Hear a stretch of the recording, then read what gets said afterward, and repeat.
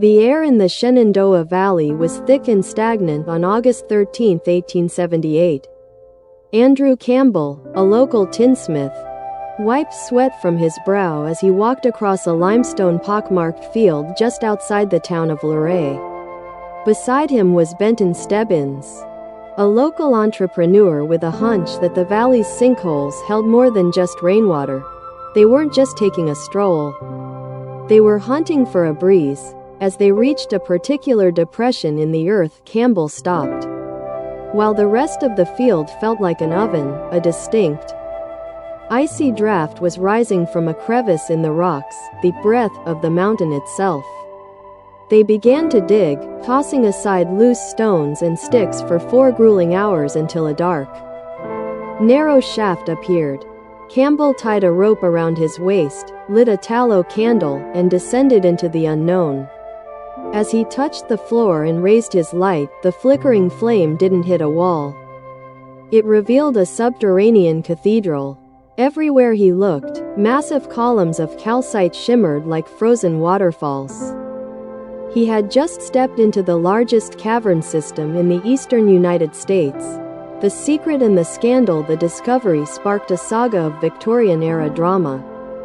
Campbell and Stebbins knew that if the landowner, Sam Buraker, found out what was beneath his feet, the price of the land would skyrocket. They kept the discovery a secret, quietly purchasing the property at a bankruptcy auction for a pittance. The secret didn't last.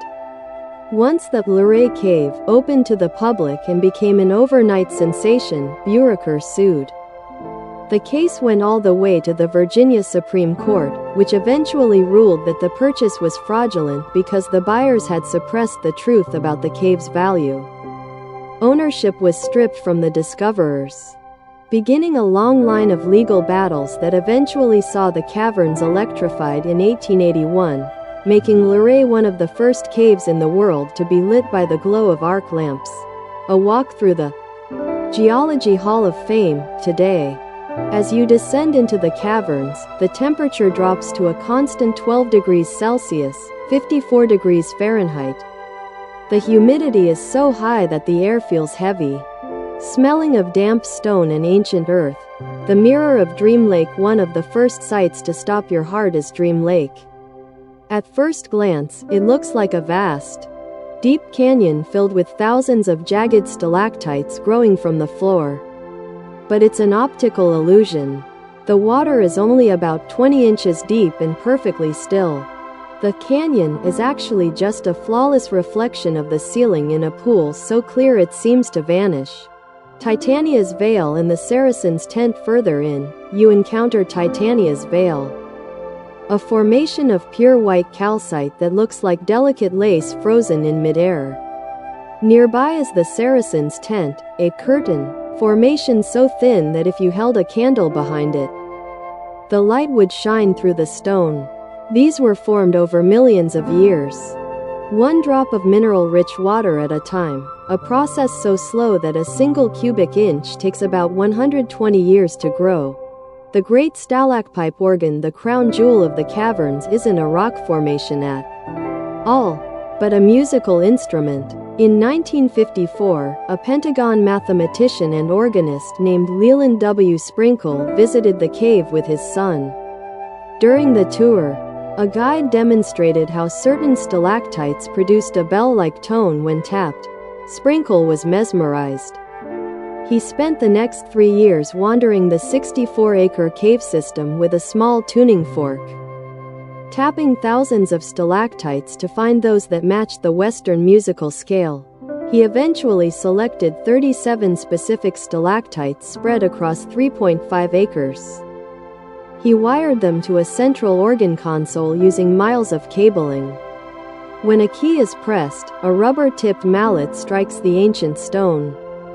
Because the sound has to travel through the irregular density of the cave, there is a slight delay between the moment the key is pressed and the moment the note reaches the listener's ear, giving the music a haunting, ethereal quality that feels as if the mountain itself is singing.